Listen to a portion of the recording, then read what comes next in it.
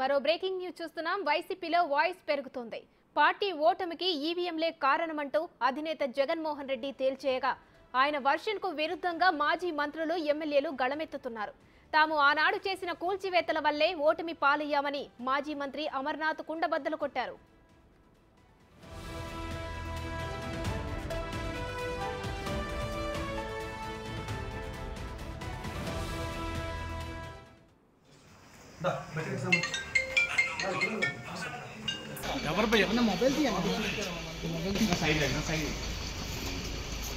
మద్యం విధానం వల్లే నష్టపోయామని గురజాల మాజీ ఎమ్మెల్యే కాసు మహేష్ రెడ్డి కన్క్లూజన్ కు వచ్చారు. ఈ విషయాన్ని పార్టీ టాప్ లీడర్లలో ఒకరైన విజయసాయి రెడ్డికి చెప్పినా పట్టించుకోలేదని కాసు మహేష్ రెడ్డి చెప్పుకొచ్చారు. మళ్ళీ చంద్రబాబు నాయుడు గారు గెలవడానికి కారణం ఒకటి, అదే అవమానం. గుర్తుపెట్టుకోండి, అవమానం. ఈ అవమానం అనేది సామాన్యమైన విషయం కాదు. అవమానమే మనిషిలో కసి పెంచుతుంది, ఆయుధాలను పెంచుతుంది, మనిషి పోరాట పటిమను పెంచుతుంది. చరిత్రలో మహాభారతాలు, రామాయణం చదివి పెరిగిన వాళ్ళం. ఆ రోజు కూడా నిండు సభలో పాండవులకు అవమానం జరిగితే పోయి యుద్ధం చేసి యుద్ధంలో రాజ్యాన్ని గెలుచుకున్నారు. అలాగే శ్రీరాముడు కూడా అవమానిస్తే సీతమ్మని ఎత్తుకెళ్ళి జైత్రయాత్ర చేసి మళ్ళీ సీతమ్మని తెచ్చుకున్నాడు శ్రీరామచంద్రుడు. నేను ఆ దేవుళ్లతో పోల్చట్లా, చరిత్ర చెప్తున్నానంతే. జగన్మోహన్ రెడ్డి గారిని కాంగ్రెస్ పార్టీ తీవ్రమైన అవమానాలు చేసి రాజశేఖర రెడ్డి గారి కుటుంబాన్ని, చివరికి జగన్మోహన్ రెడ్డి గారిని జైల్లో పెడితే కార్యకర్తల్లో కసి పెరిగింది, నాయకుల్లో కసి పెరిగింది, పట్టుదల పెరిగింది. నిరూపించుకోవాలనుకున్నాడు, నిరూపించుకున్నాడు. మరి అలాగే గడిచిన 2-3 సంవత్సరాలు కొంతమంది, నేను అందన్నట్ల కొంతమంది వైఎస్ఆర్సీపీ నాయకులు వాళ్ళు మాట్లాడే విధానం, అది ముఖ్యంగా చెప్పాలంటే నిజంగా వైఎస్ఆర్సీపీలో ఉన్న నాయకులు ఎవరు కూడా మాట్లాడాలి. తెలుగుదేశం నుంచి వైఎస్ఆర్సీపీ పార్టీలో వచ్చిన ఒకళ్ళిద్దరు నాయకులు తెలుగుదేశం నాయకుల్ని, ముఖ్యంగా చంద్రబాబు నాయుడు గారిని అవమానించే మాటలు మాట్లాడటం, బహుశా ఆయన్ని జైల్లో పెట్టడం కూడా ఒక అవమానంగా తెలుగుదేశం క్యాడర్ భావించుంటుంది. కసి పెరిగింది, పట్టుదలగా పనిచేశారు. ఈరోజు పర్యవసానం మనం చూస్తున్నాం. గత ఎన్నికల్లో జనసేన నుంచి గెలిచి వైసీపీతో అంటకాగిన రాజోలు ఎమ్మెల్యే రాపాక వరప్రసాద్ వాలంటీర్ల వల్లే ఓడామని చెబుతున్నారు. వాలంటీర్లకు ఇచ్చిన విలువ పార్టీ కార్యకర్తలకు జగన్మోహన్ రెడ్డి ఇవ్వలేదంటూ సూటిగా అంటున్నారు. జనసేన బీజేపీ కలిసి కూటమిగా ఏర్పడడంతో వాళ్ళకు వచ్చినటువంటి ఓట్లు వెళ్ళాయి కాబట్టి వాళ్ళు గెలవగలిగారు. ఇక్కడైతే నేను ట్యాంపరింగ్ నమ్మను. ఇక్కడ పూర్తిగా మన కళ్ళ ముందు కనిపిస్తూ ఉంటుంది. ఏంటంటే పథకాలు పనిచేయలేదు, పథకాలు తీసుకున్నారు. ఇన్ని పథకాలు అమలు చేసినప్పటికీ కూడా ఇంకా చంద్రబాబు నాయుడు వస్తే 4,000 పెన్షన్ ఇస్తాడని, అలాగే మహిళలందరికీ కూడా 18 సంవత్సరాలు నిండిన తర్వాత 1,500 రూపాయలు ఇస్తాడని, అదేవిధంగా నిరుద్యోగ భృతి 3,000 రూపాయలు ఇస్తానని, జరగనటువంటిది. ఎందుకంటే వికలాంగులకు 6,000 రూపాయల పెన్షన్ ఏమో జరగవచ్చేమో. అంత సమర్థుడు, అంత అనుభవమైనటువంటి వ్యక్తి మన చంద్రబాబు నాయుడు గారు. జరుగుతాయేమో చూద్దాం. ఇవన్నీ కూడా చాలా పారదర్శకంగా అన్ని పనులు కూడా చేయటం జరిగింది. లంచం అనేది లేదు. వాలంటీర్ వ్యవస్థ ద్వారాగా మరి ఈ పనులన్నీ కూడా అమలు చేయటం జరిగింది. కానీ కేడర్ను కాపాడుకోలేకపోయాం. కార్యకర్తలకి విలువ లేదు. కార్యకర్తలకు విలువ లేకపోవడమే ఈవేళ వచ్చినటువంటి అనర్థం. తెలుగుదేశం పార్టీకి వాళ్ళకి అధికారంలోకి వచ్చిన తర్వాత అన్ని రకాల మేళ్ళు వాళ్ళకి జరుగుతాయి. అది చూసిన తర్వాత వైఎస్ఆర్ పార్టీలో జరగలేదు కాబట్టి కార్యకర్తలు గుమ్మనంగా ఉన్నారు. కానీ కార్యకర్తలు హుషారుగా పనిచేయాలంటే ముందు కార్యకర్తలు, వాలంటీర్ల కంటే ముందు కార్యకర్తలకు విలువ ఇవ్వాలి. అది విలువిస్తే ఏ పార్టీకైనా సరే కార్యకర్తలు లేని పార్టీ ఇబ్బంది పడుతుంది. ఇదే అంశంపై పూర్తి వివరాలు మా ప్రతినిధి విజయవాడ నుంచి శివ లైవ్లో అందిస్తారు. శివ, చెప్పండి, మొత్తానికి కారణం ఏదైనా కానీ వైసీపీ పార్టీ అయితే అధికారం కోల్పోయింది. అధికారం కోల్పోయిన తర్వాత పార్టీలో ఉన్నటువంటి మాజీ సీఎం వైఎస్ జగన్మోహన్ రెడ్డికి విరుద్ధంగా మాజీ ఎమ్మెల్యేలు, మంత్రులు అయితే ప్రతి ఒక్కరూ ఒక్కొక్క కారణం చెబుతున్నారు. దీనికి మెయిన్ రీజన్ ఏంటి శివ?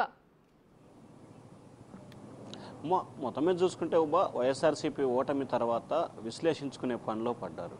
అయితే ఇక్కడ ఆశ్చర్యకరమైన అంశం ఏంటంటే జగన్మోహన్ రెడ్డి ఆయన పక్కనుండే వాళ్ళు ఎవరు కూడా విశ్లేషణపై ఫోకస్ పెట్టలేదు. కానీ నియోజకవర్గంలో ఉన్న ఎమ్మెల్యే స్థాయి అభ్యర్థులు తాము ఎందుకు ఓడిపోయాము అనే దానికి సంబంధించి ఒక్కొక్కరుగా రీజన్స్ని వెతుక్కునే పనితో పాటు నియోజకవర్గ స్థాయిలో సమీక్షా సమావేశం నిర్వహిస్తున్నారు.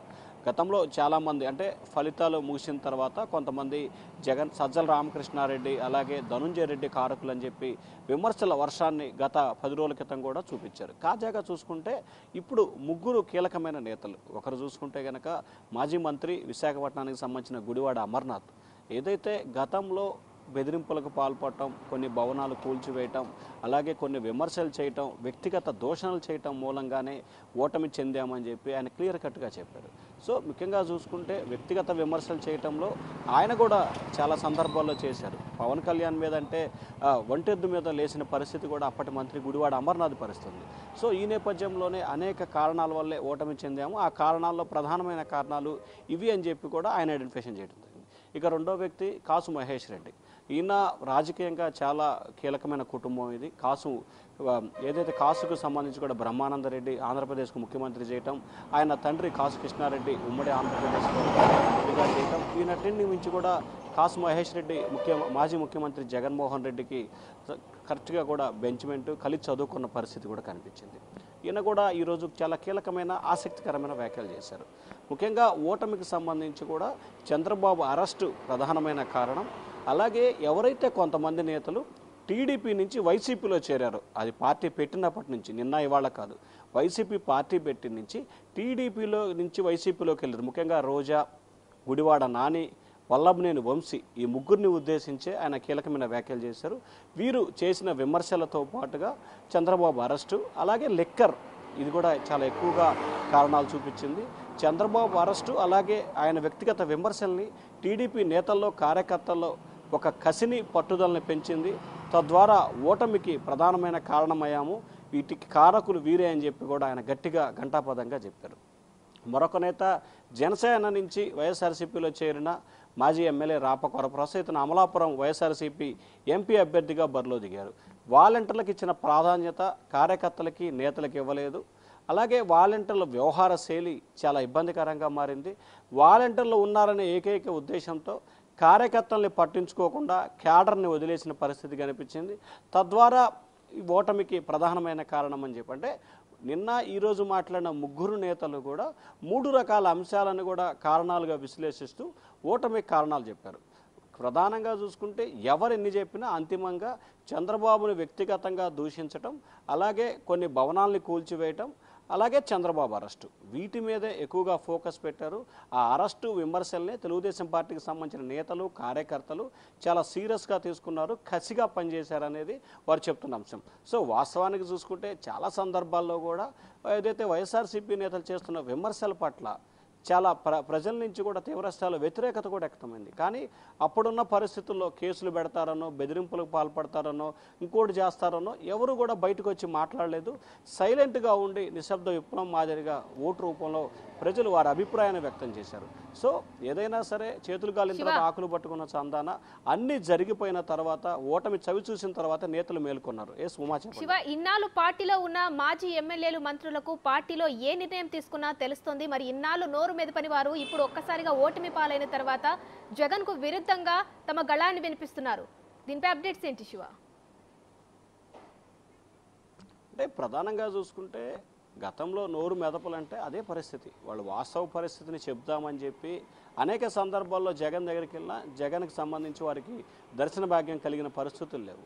కేవలం సజ్జల, ధనుంజయ రెడ్డి, లేకపోతే సాయిరెడ్డి, సుబ్బారెడ్డి ఇట్లాంటి వ్యక్తులే. అంటే ఒక్కొక్క ఉత్తరాంధ్రకి సంబంధించి సాయిరెడ్డి కానీ, సుబ్బారెడ్డి కానీ, రాయలసీమ వాళ్ళకి పెద్దిరెడ్డి, అలాగే గుంటూరు కృష్ణా ప్రకాశం వాళ్ళకి సంబంధించి అయోధ్య రామిరెడ్డి, లేకపోతే ఓవరాల్గా చూసుకుంటే సజ్జల, లేకపోతే కాకపోతే ధనుంజయ రెడ్డి. సో వీరంతా ఎన్ని అభిప్రాయాలు చెప్పినా వాళ్ళు ఇప్పుడు ఇందాక కాసు మహేష్ రెడ్డి చెప్పిన అంశం కూడా అదే. ఏదైతే లిక్కరు ఇసుకకు సంబంధించి అనేక సందర్భాల్లో సజ్జల రామకృష్ణారెడ్డికి, విజయసాయిరెడ్డికి చెప్పినా కానీ వారు పట్టించుకోలేదు. పట్టించుకోకపోవటం మూలంగానే ఓటమికి ప్రధాన కారణంలో అది కూడా ఒక కారణం అని చెప్తా ఉన్నారు. సో గతంలో ముఖ్యమంత్రిగా ఉన్న సమయంలో తాము అభిప్రాయాలు చెప్దామని ప్రయత్నం చేసినా కానీ అక్కడ దాకా మమ్మల్ని తీసుకెళ్ళలేదు. సో అప్పుడు చెప్పే అవకాశం ఇవ్వలేదు, అయినా చెప్పాము కానీ మార్చుకోలేదు అనేది వారి ఆలోచనగా. సో ఏదైతే ఎవరికి వారు గెలిచిన తర్వాత జగన్మోహన్ రెడ్డి కారణం అంటారు, ఓడిపోయిన తర్వాత జగన్మోహన్ రెడ్డినే బూచిగా చూపిస్తూ అందులో కారణాలు అయితే చూపిస్తున్నారు.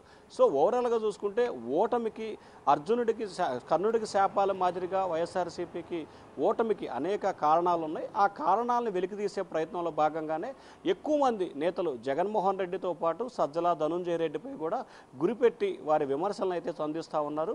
వాస్తవానికి గత 5 సంవత్సరాల కాలంగా ఏ రోజు నోరు మెదపని నాయకులంతా కూడా ఓటమి తర్వాత జగన్పై తీవ్రస్థాయిలో విమర్శలు అయితే ఎక్కువ పెడుతున్నారు.